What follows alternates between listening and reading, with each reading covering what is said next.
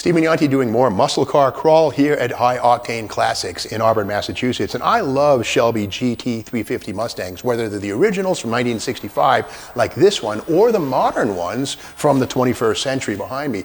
Today, let's look under the hood.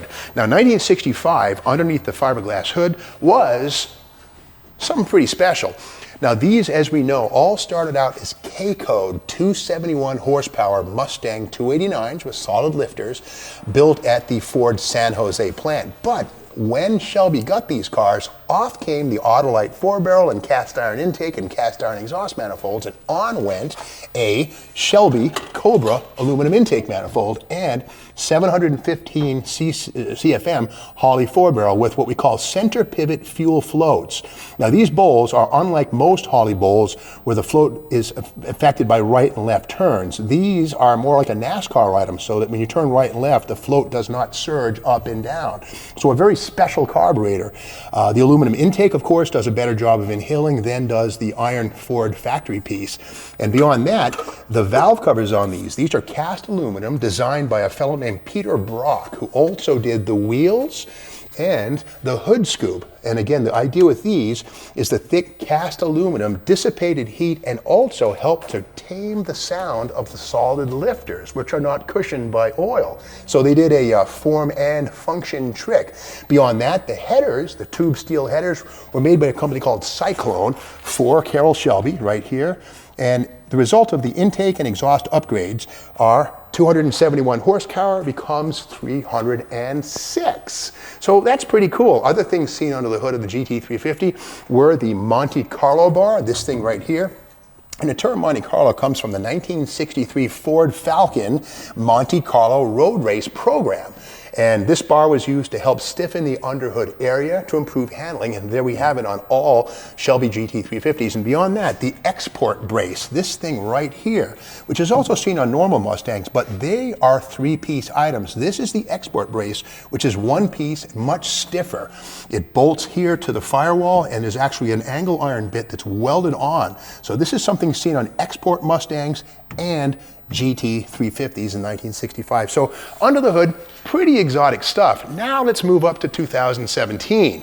This, of course, is the S550 platform Mustang with independent rear suspension for the first time. But under the hood here, well, almost twice the horsepower. This is the mighty Voodoo 5.2 liter dual overhead cam 4-valve 5.2 liter engine with 526 horsepower.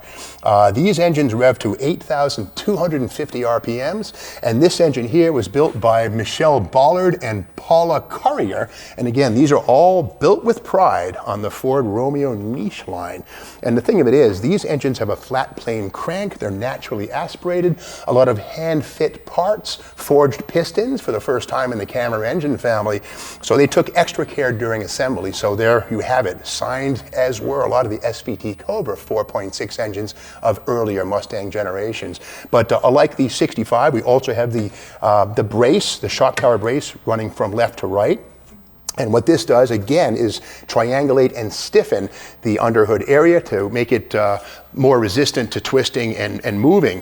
Now, one thing about these is something called Magna Ride. And basically at each corner, the shock absorber has iron-infused hydraulic fluid, which with electronic instigation is able to 1,000 times a second adjust its stiffness to make the car handle and corner better than any adjustable shock absorber ever could. And the crazy thing is, General Motors' Delphi division patented the magnetic ride process, and it's actually licensed to Ford for use in the GT350. And of course, Ferrari, Lamborghini, you name it, somebody is using the magnetic ride stuff. Again, patented by General Motors and used in Corvettes.